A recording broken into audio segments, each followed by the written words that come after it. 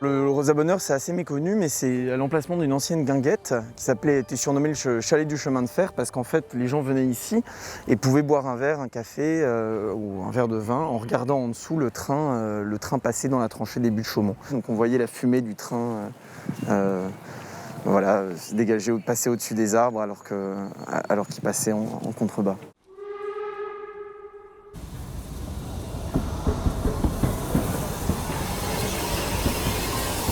Peu de gens, même des habitués des buttes de Chaumont, connaissent l'existence de la petite ceinture et savent qu'elle passe là au milieu du parc.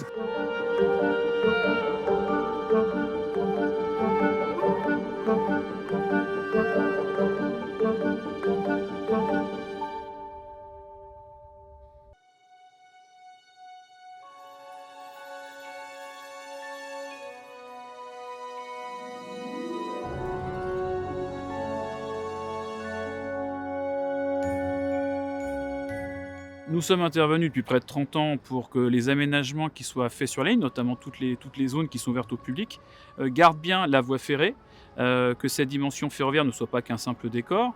Et on a été aussi très moteur concernant la valorisation des bâtiments voyageurs, la préservation des gares, notamment celle de la Porte d'Orléans, qui est devenue le Poinçon.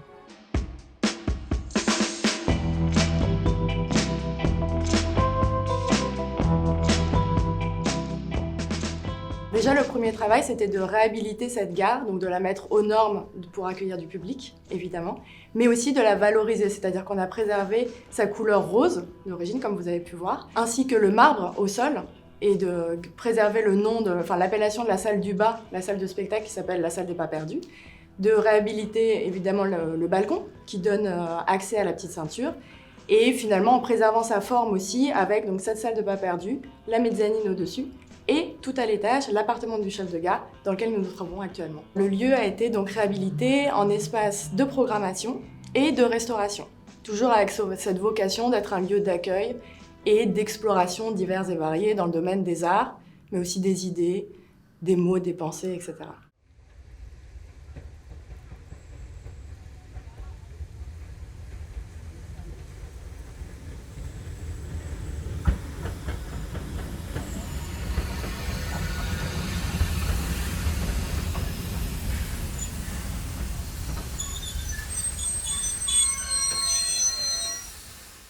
À la SNCF, on ne perçoit pas forcément la petite ceinture comme une réserve ferroviaire, comme vous le dites, mais plutôt comme un espace de respiration de la ville. C'est-à-dire qu'on n'est pas en train de réserver des espaces pour une autre époque. On est dans un espace dont on pense qu'il est un lieu de développement durable. C'est-à-dire on a la chance d'échapper un petit peu à une sorte de pression foncière sur la petite ceinture.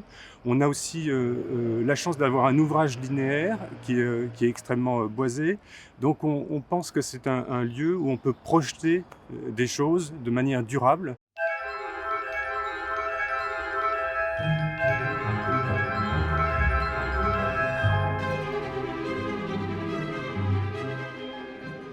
Dans les conventions qu'on passe avec la SNCF, par exemple, on prend en charge l'aménagement du site, donc tout l'investissement et puis aussi tout l'entretien et donc le fonctionnement du site sont à la charge de la ville de Paris. Mais la SNCF conserve sur ces espaces-là la responsabilité de la gestion de l'ouvrage ferroviaire proprement dit. C'est-à-dire que si le talus commence à s'effondrer, ça c'est de la responsabilité de la SNCF.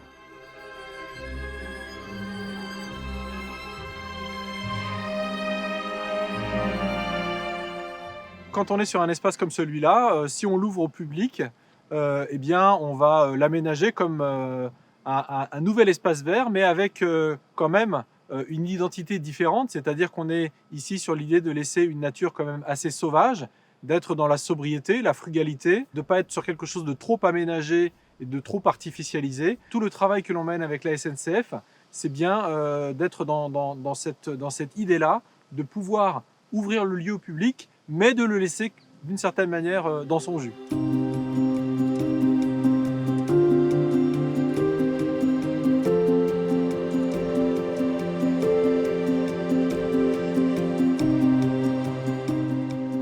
On va arriver sur une portion aménagée, ouverte au public.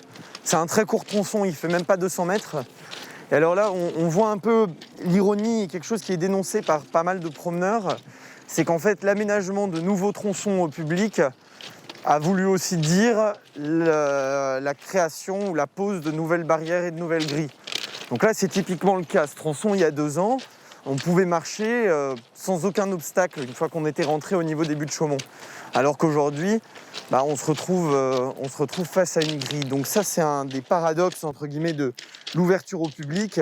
C'est en fait quand on ouvre au public uniquement des petits tronçons comme le fait la mairie de Paris, on pose des grilles de part et d'autre. Et donc en fait, on ouvre au public tout en clôturant, en fermant un peu plus la petite ceinture. La reconquête de la petite ceinture, c'est un travail au long cours. Comme je vous le disais, c'est une boucle de 23 km. Et dans cette boucle, vous avez des parties qui sont en tunnel, vous avez des parties qui sont en viaduc, d'autres qui sont au contraire plus bas que le sol, donc en tranchée. Si on veut pouvoir aménager l'intégralité, cela représenterait très certainement des dizaines et des dizaines de millions d'euros. Donc ce serait un chantier qui serait colossal. Et donc c'est la raison pour laquelle ces ouvertures se font de manière séquencée, donc au fur et à mesure, avec l'idée, à terme bien sûr, d'avoir l'intégralité de la boucle. Mais il faut bien voir aussi qu'on est face à des difficultés, c'est-à-dire que les premiers tronçons qu'on a ouverts, c'est ceux qui étaient les plus faciles. Et ceux qui maintenant restent à ouvrir, c'est ceux qui vont être un peu plus compliqués. Donc là, on a comme projet d'ouvrir d'ici 5 ans 6 hectares supplémentaires de la petite ceinture et de les mettre à la disposition du public avec l'idée à terme, je l'espère, effectivement de pouvoir avoir une boucle. Mais ça supposera de travailler notamment sur les tunnels. Il y a des tunnels qui font plus d'1 kilomètre de long, il faudrait les sécuriser, mettre de l'éclairage. Donc c'est des investissements qui sont extrêmement coûteux et pour l'instant on n'a tout simplement pas la possibilité de les réaliser à court terme. L'association salue vraiment le travail qui a été fait par la mairie de Paris au cours de la dernière mandature, qui a ouvert 8 km environ de linéaire au public. Après, on a quelques petites critiques. La mairie a privilégié l'ouverture de petits tronçons dans chaque arrondissement. Donc tous les arrondissements aujourd'hui, à part le 18e, tous les arrondissements traversés par la petite ceinture bien sûr, à part le 18e, ont leur promenade, mais elles sont discontinues. Donc on n'a pas un seul tronçon qui fasse plus de 1 ou 2 km, alors qu'il y a des tronçons qui sont bien plus longs que ça à l'air libre. Donc c'est intéressant de voir que cette méthode d'aménagement a été privilégiée plutôt que de prendre un tronçon plus long et de l'aménager de A à Z pour vraiment créer de possibilités de longues promenades.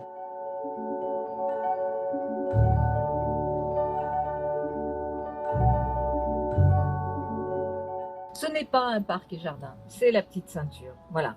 Et la petite ceinture, elle doit être appropriée par les Parisiens dans des usages que eux-mêmes vont inventer.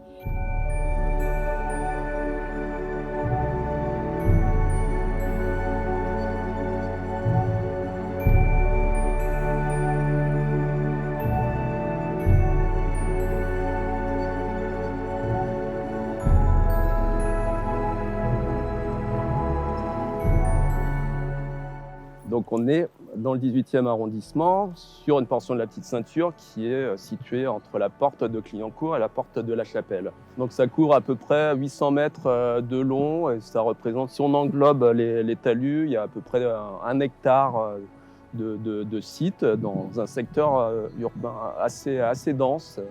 C'est un site qui a été proposé à Pariculteurs. C'est un appel à projet que lance la ville de Paris tous les ans maintenant. Donc on a répondu à la 3e édition et ils ont soumis ce site, ils ont proposé ce site pour y développer un projet d'agriculture urbaine. Nous avons différentes séquences.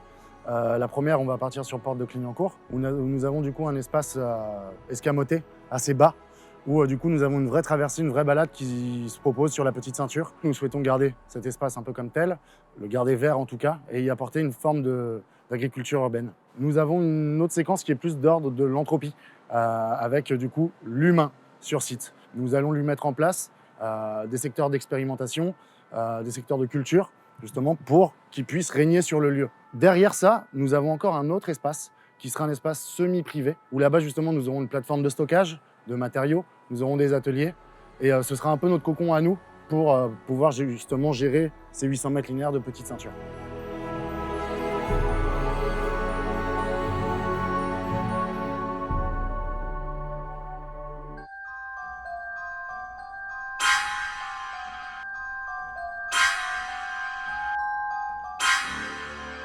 Alors le principe des appels à projets qu'on développe nous, côté SNCF, ce sont des espaces qui sont aux franges de la petite ceinture. En fait, ils s'inscrivent dans une démarche qui est en lien avec le développement de la petite ceinture et le sentier ferroviaire. Les sentiers ferroviaires, c'est l'aménagement que fait la ville de Paris sur ces espaces. Nous, SNCF, on a conservé le sujet de la valorisation de ces espaces qui font le lien entre la petite ceinture et le tissu urbain existant.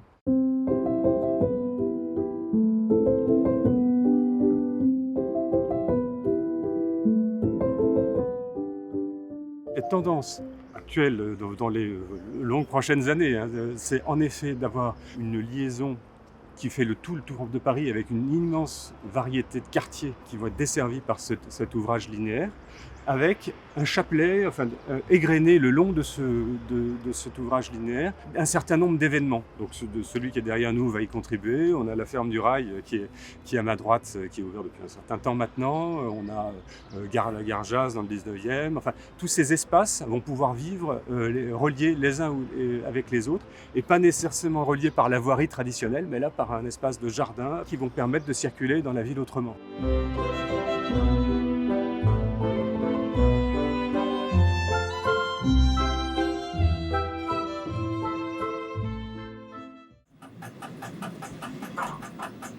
Donc nous arrivons devant le poste ceinture, de la petite ceinture, avec, remarquez, le sigle CFC, donc ce n'est pas chemin de fer de la Corse, mais chemin de fer petite ceinture.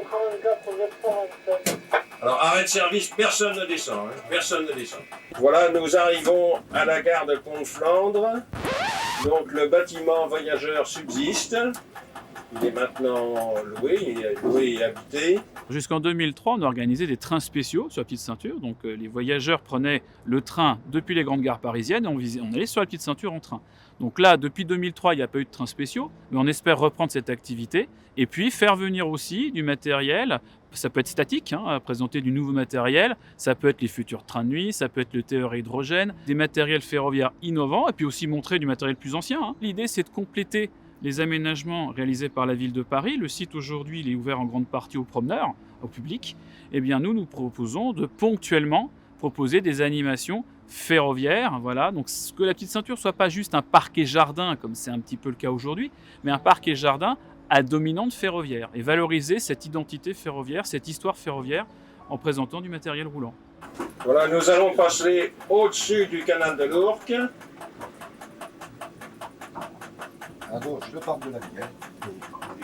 On la voit la géode, je ne sais plus si on la voit. Oui, d'accord. Et à gauche, un peu en arrière, vous verrez la géode et la Villette. Est-ce que la petite ceinture sera dans son intégralité des 23 km à nouveau un transport public comme elle l'a été il y a plus de 80 ans? Ça, personne ne peut le dire. Le transport pourra être une vocation de la petite ceinture un jour, puisqu'on est resté pour une grande partie dans le réseau ferré national. Donc, dans le protocole d'accord SNCF Ville de Paris, il y a la possibilité, à moyen long terme, que cette ligne rouvre. Peut-être qu'il y aura même un usage, un horizon peut-être pas si éloigné que ça, c'est-à-dire que vous avez la promenade en journée, et entre 20h et 22h, par exemple, sur certains tronçons, un matériel léger qui passe pour du transport de marchandises, pour livrer des colis dans des relais colis.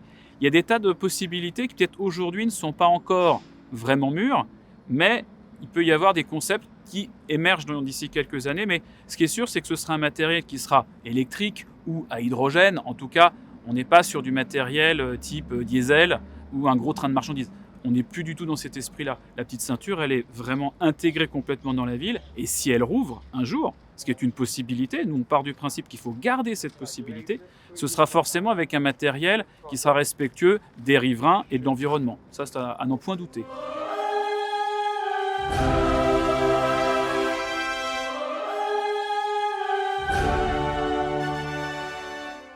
Et nous allons passer à vitesse réduite, non pas parce qu'il n'est pas solide, rassurez-vous, mais pour vous permettre de profiter de la vision, notamment vers la Nation à droite, de la vision sur Paris. Nous allons donc passer à vitesse réduite sur le pont au-dessus de l'avenue de Vincennes.